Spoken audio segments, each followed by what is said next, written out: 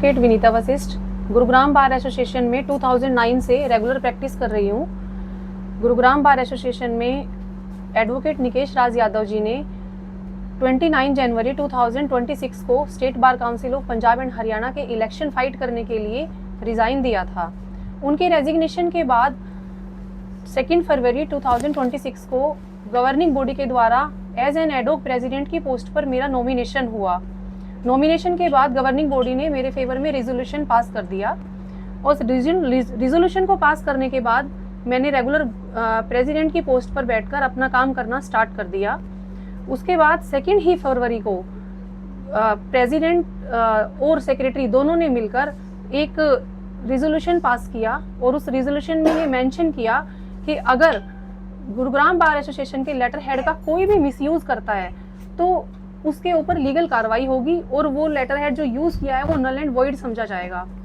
2 फरवरी के बाद 4 फरवरी को हमने जनरल बॉडी मीटिंग का एक नोटिस निकाला। सेक्रेटरी साहब ने उसको सिग्नेचर किया और मेरी उससे परमिशन ली। तो जनरल बॉडी मीटिंग 5 फेब को उस नोटिस के अकॉर्डिंग कन्वीन हुई और जनरल बॉडी मीटिंग में 5 फेब को शादीलाल हॉल में गुड़गांवा कोर्ट के रखा गया। जब जनरल बॉडी मीटिंग हुई तो वहाँ पर एडवोकेट सीके शर्मा जी के सपोर्टर्स पहले से मौजूद थे और उस मीटिंग में जब हम गए वहाँ पर तो सेक्रेटरी साहब भी गए, मैं भी गई और भी गवर्निंग बॉडी के मेंबर गए। तो वहाँ पर हमारे साथ बहुत ज़्यादा मिसबिहेव हुआ। लॉयर्स ने मुझे स्टेज पर चढ़कर बोलने नहीं दिया। उसमें सभी लॉयर्स नहीं थे, वहाँ पर सीके शर्मा जी के जो सपोर्टर्स थे मेन वही थे। Advocate Ajay Chaudhary ji, advocate Kulbhushan Bhardwaj ji, advocate Rekha Rathi, advocate Poonam Saini and advocate Monalisa, इन सब ने मिलकर मुझे बिल्कुल भी वहाँ पर एक शब्द भी बोलने नहीं दिया। मुझे स्टेज से हाथ पकड़ के उतार दिया और वहाँ पर पवन राघव जी भी मौजूद थे और पवन राघव जी ने जो मीटिंग वहाँ पर चल रही थी उस मीटिंग में जो लेटर हेड हमारे बार का था उसमें से कुछ लोगों के साइन कराकर और उसको मिसयूज कर लिया। उस पर अपना एक प्रेजेंटेशन बनाकर state bar council of Punjab and Haryana high power election committee में उसको भेज दिया। उस पर कुछ लॉयर्स ने साइन भी किए। तो वो नॉमिनेशन भी, उसमें भी लॉयर्स थे। एडवोकेट पवित्रा यादव मैम भी थी, एडवोकेट राजबाला शर्मा भी थी, फीमेल लॉयर्स भी थे और सेक्रेटरी साहब थे, ट्रेजरर साहब थे, एडवोकेट पवन राघव जी जो ज्वाइंट सेक्रेटरी हैं वो भी थे।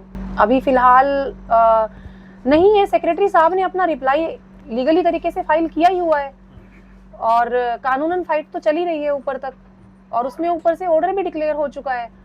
तो सब अपने अपने काम में बिजी भी हैं और जो मैंने ऐसे करके उनके सामने हाथ जोड़े कि सर देखिए मेरी आप सभी से अपील है, आप सब शांति से बैठिए और जो भी मैं कार्रवाई कर रही हूँ वो लीगल कर रही हूँ। तो उन्होंने मेरे दोनों हाथों को ऐसे पकड़ लिया।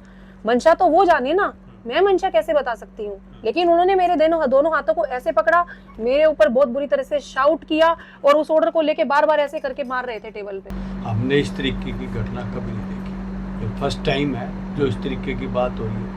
जब एक अपॉइंट, ये कोई परमानेंट अपॉइंट नहीं थे, नए बॉडी जब तक गठन नहीं हो जाती, जब तक नया इलेक्शन अनाउंस नहीं होता, जब तक रहना था। और निकेश राज ने कंडीशनल अपना इस्तीफा दिया है कि मैं बार काउंसिल का लड़ रहा हूँ इसलिए इस्तीफा दे रहा हूँ, इनको अपॉइंट कर दिया। फिर दूसरी बात ये है, जब सीके शर्मा जी को जनरल हाउस कहते हैं, वो हमें तो जनरल हाउस में सुना नहीं, वो 3 दफा लगातार आ रहा है, अब भी आ रहा था। हारे हुए आदमी को आप अपॉइंट कैसे कर दोगे?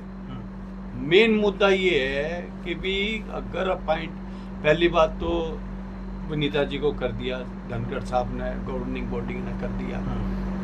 जनरल हाउस इन्होंने बुलाया था कंफर्मेशन के लिए, वहाँ हारे हुए कैंडिडेट को अपॉइंट नहीं किया जा सकता, जो इस बार भी आ रहा, लगातार पीछे 2 इलेक्शन भी आ रहा है। तो ये दुर्भाग्य की बात है। फिर तो कोई हार जो इस्तीफा दुआ दो, पर जीतते हो तो मैंने अपॉइंट कर दे, 5 आदमी आके जो कुछ हो रहा 5 लोग ही कर रहे हैं। हाँ। इस तरीके से वो वहाँ जो भी 5 आदमी आए थे भी ये फैसला करेंगे, उन्होंने उनका नाम ले दिया, जबकि वो हारा हुआ, सबको पता, हारे हुए को अपॉइंट कर ही नहीं सकते आप कानून। अमन मिश्रा कोई क्यों सपोर्ट कर रहा है? भाई एक ही बंदे को सपोर्ट कर रहे हैं? नहीं, 5 आदमी जनरल हाउस सपोर्ट नहीं कर रहा, हम नहीं कर रहे, और कहाँ और नहीं कर रहा, कोई नहीं कर रहा, कोई नहीं कर रहा। आप किसी के इंडिविजुअल किसी भी वकील के पास जाकर राय ले लो, सिर्फ एक ग्रुप होता है, हमारा भी ग्रुप है, हर एक आदमी का ग्रुप है। Right. आप किसी ग्रुप के दूसरे ग्रुप से पूछोगे तो वो तो यही कहा जी हमारे बारे में भी कहेगा आप बाइट लोगे इसका, जैसे आप कंफर्मेशन लेते हुए हैं तो आप उनके पास जाएं, वो कहेंगे हम झूठ बोल रहे हैं। के तौर पर फाइल किया गया है। इस पे जो है कॉग्निजेंस लेने की आप कोशिश करो नियम अनुसार। तो उन्होंने वो फाइल मंगा करके अवलोकन कर दिया। उसका अवलोकन में उनको लगा कि ये तो बिल्कुल ही गलत हो रखा है, तो उन्होंने वो ऑर्डर कर दिया। उस ऑर्डर में मैडम को 15-16 दिन के लिए दोबारा से उन्होंने प्रधान गुड़गांव बार एसोसिएशन का बना दिया। और जो चंद्रकांत शर्मा जी का जो इलेक्शन कर रखा था वो उन्होंने सेट असाइड कर दिया। और उसमें साथ में ऑब्जर्वर के तौर पे राम अवतार गुप्ता जी को भी, वो जो पहले से चले आ रहे थे उन्हीं को भी उसमें रखा। लेकिन वो ऑर्डर हमारे को ये नहीं दिया। जब एक फाइल पर कॉग्निजेंस लिया गया, उस पर जजमेंट आ गया, ओपन कोर्ट में सुना दिया, तो उसमें फिर जब तक उसके अंदर कोई रिव्यू का प्रोविज़न ना हो या कोई मिस्टेक ना हो, जब तक दोबारा तो उसमें हियरिंग होनी नहीं चाहिए। ये डेमोक्रेसी के हम देश में रह रहे हैं जहाँ डेमोक्रेसी चलती है।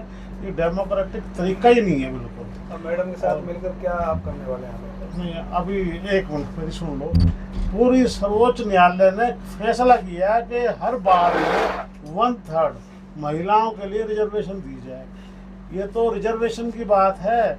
ये तो मैडम का तो चुनाव जो है कानूनी तरीके से हुआ है, उसी में ही ये पितृ सत्तात्मक सोच काम कर रही है कि मैडम कैसे बन गई हमारे होते हुए। ये चल रहा है जी, और कुछ नहीं है इसके अंदर। और किसी भी तरह से समहाउ ये कोशिश है कि मैडम को बनने नहीं देना, काम नहीं करने देना। 15 दिन की बात थी। 15 दिन के बाद तो जो हमारे पूर्व के वो थे प्रधान, उनकी एप्लीकेशन है वहाँ पर, उस पर फैसला होना था। उन्होंने जो रिजाइन किया था वो कंडीशनल रिजाइन किया था।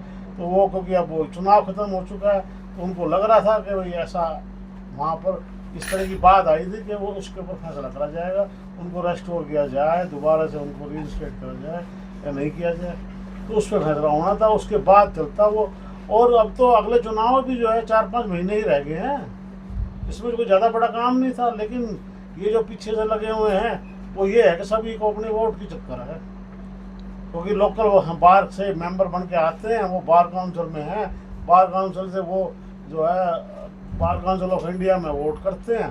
तो उनका सबका एक ग्रुप है, वो अपने ग्रुप की प्रधानी चलाने के चक्कर में इन्होंने ऐसा गलत काम किया है। जबकि ऑर्डर हो चुका है, ऑर्डर पर किसी भी तरह का कुछ काम अब आगे नहीं कर सकते। अब अंत में क्या मैसेज देना चाहते हैं, क्या अपील करना चाहते हैं? एक तो मैं ये बताती हूँ कि निकेश राज यादव जी ने कंडीशनल रिजाइन नहीं दिया है, प्रॉपर रिजाइन दिया है। वो प्रॉपर रिजाइन है सर, कंडीशनल रिजाइन नहीं है। दूसरी बात ये है कि अभी जो इसके बाद जो कार्रवाई होगी उसमें सुप्रीम कोर्ट तो जा ही रहे हैं। आज मैंने रिप्रेजेंटेशन भी मैं चीफ जस्टिस ऑफ इंडिया को एक लिख रही हूँ, रेडी हो गई है, उसको मैं अभी पोस्ट कराऊंगी, बाय मेल भेजूंगी। और जो मनन मिश्रा जी ने जो वहाँ पर डिसीजन दिया था उसमें 28 जून तक मुझे कंटिन्यू करने का आदेश दिया था।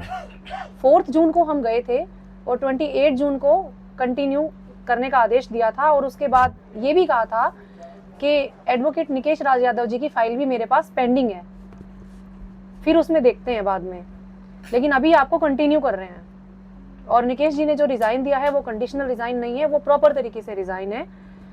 तो मैं तो यही कहना चाहूंगी कि ऐसा क्यों हो रहा है, हम नहीं समझ पा रहे हैं कि ऐसा क्यों है। मेरा सिस्टम से, मेरा जुडिशरी से, मेरा बार council of India chairman sir से, सबसे यही सवाल है कि ऐसा क्यों।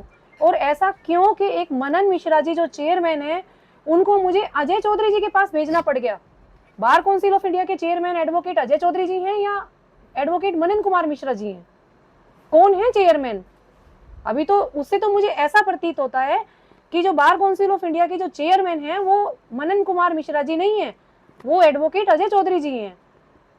और मेरे पास व्हाट्सएप के मैसेज आना, चैट को डिलीट कर देना, ये सब क्या है? ये कोई एक स्टैंड नहीं है, वो बहुत बड़ी पोस्ट पर हैं, ये उनके लिए शोभा नहीं देता है इस तरह सब करना। वो और वकील जस्टिस के लिए लड़ते हैं। हम वकीलों का काम क्या है? हम जस्टिस के लिए फाइट कर रहे हैं, आम जनता के लिए फाइट कर रहे हैं। अगर हमारे साथ ही ऐसा हो रहा है तो आम जनता को न्याय कहाँ मिल जाएगा?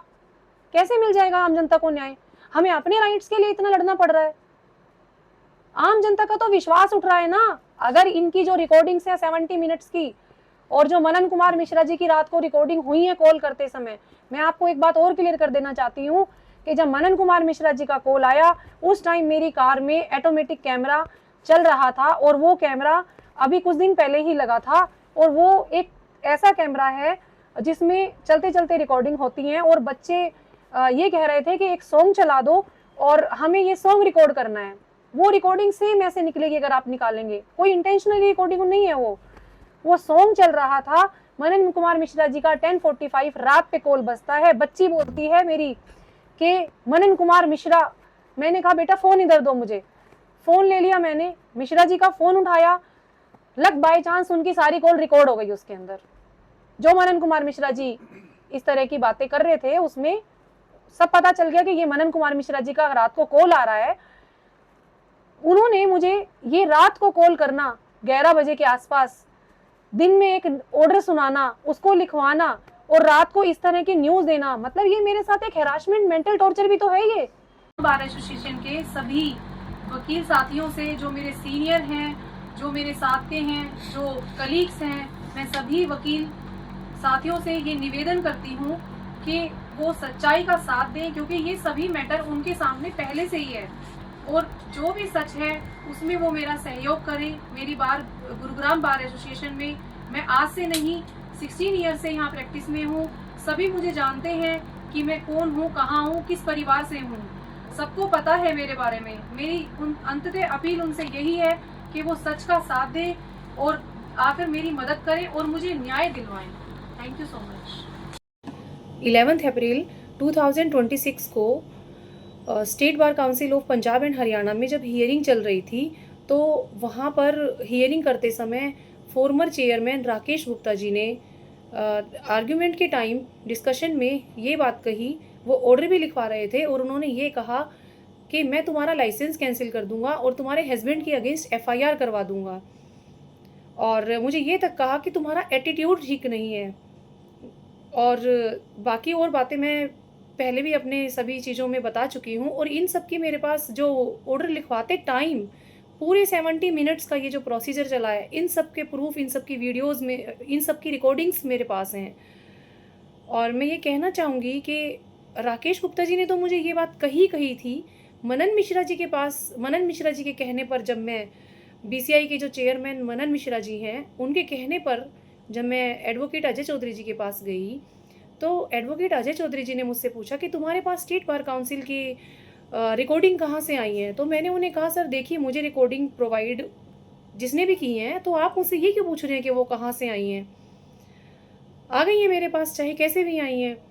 तो उन्होंने कहा देखिए राकेश गुप्ता जी भी आपका लाइसेंस कैंसिल कर सकते हैं और मेरे पास भी तुम्हारी कंप्लेंट्स आई हैं, मैं भी तुम्हारा लाइसेंस कैंसिल कर सकता हूँ। तो देखिए, पहली बात ये, मुझे इतने दिन से मेरे लाइसेंस कैंसिल करने की धमकियाँ दे रहे हैं, मेरे हस्बैंड के अगेंस्ट FIR कराने की कोशिश कर रहे हैं, जबकि मेरे हस्बैंड को state bar council of Punjab and Haryana की हियरिंग में advocate Rakesh Gupta ji former chairman ने खुद इनवाइट किया था। इस बात के सारे प्रूफ मेरे पास हैं। Thank you so much.